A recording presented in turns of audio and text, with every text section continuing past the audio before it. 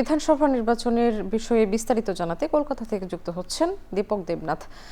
দীপক, শেষ মুহূর্তে নির্বাচনী প্রস্তুতি কেমন দেখছেন আর নিরাপত্তা ব্যবস্থায় কেমন দেখছেন, আর আইনশৃঙ্খলা বাহিনী শেষ মুহূর্তে কি বলছে?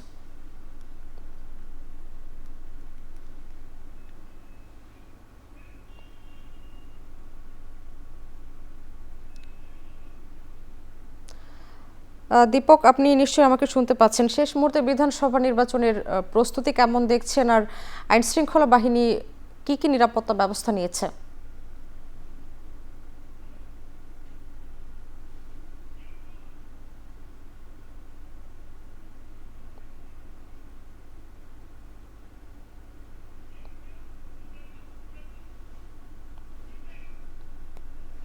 বিয়াল্লিশটা আসনে 142টা আসনে ভোট নেওয়া হচ্ছে এবং তার প্রস্তুতি ইতিমধ্যে কিন্তু চূড়ান্ত হয়ে গেছে।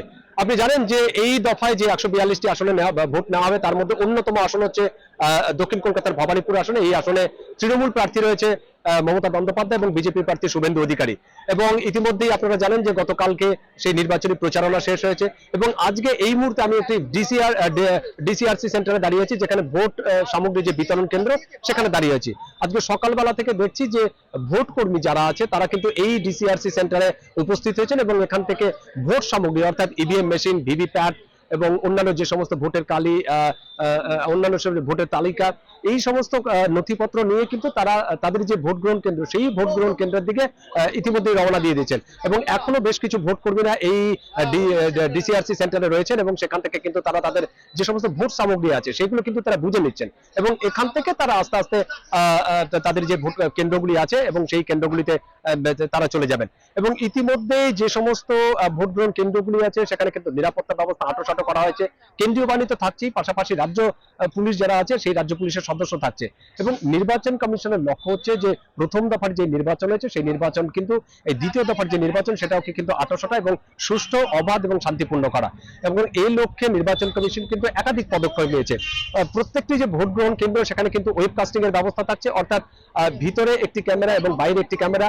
কোনো রকম গন্ডগোল, কোনো রকম অশান্তি যাতে না হয় এবং যদি কোনো অশান্তি হয়েও থাকে সঙ্গে সঙ্গে কিন্তু এই ওয়েবকাস্টিং এর মাধ্যমে নির্বাচনী যে কন্ট্রোল রুম সেই কন্ট্রোল রুমে যারা বসে আছেন তাদের কাছে রিপোর্ট চলে যাবে এবং সঙ্গে সঙ্গে দ্রুত অ্যাকশন নেওয়া হবে।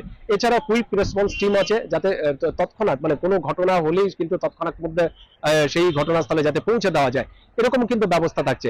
মোটামুটি আর কয়েক ঘন্টা মাত্র সময় এবং কালকে সকাল 7টা থেকে, স্থানীয় সময় সকাল 7টা থেকে ভোট গ্রহণ শুরু হবে এবং সেটি চলবে সন্ধ্যে 6টা পর্যন্ত।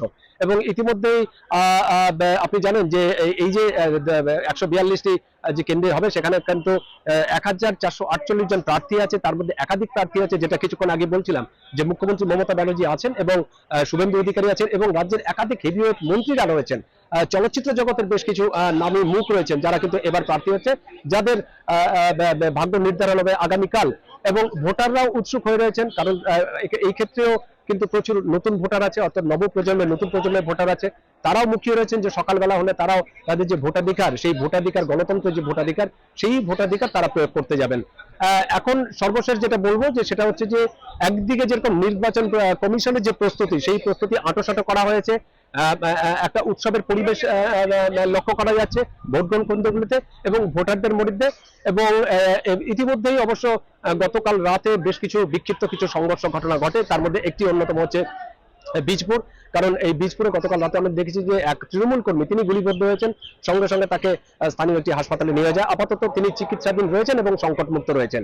কিন্তু এই যে নির্বাচন কমিশনের যে উদ্যোগ, সেই উদ্যোগের মধ্যেও যে এই যে বিক্ষিপ্ত কিছু সহিংসতার ঘটনা ঘটছে, এটা কিন্তু খুবই উদ্বেগের বিষয় এবং নির্বাচন কমিশনকে এটা কিন্তু ভাবিয়ে তুলেছে। কারণ নির্বাচন কমিশনের চ্যালেঞ্জ হচ্ছে এই ভোটকে শান্তিপূর্ণ, অবাধ করা, কিন্তু তার মধ্যে যে এই যে বিক্ষিপ্ত সহিংসতা ঘটছে এটা নিয়ে তারা যথেষ্ট চিন্তিত।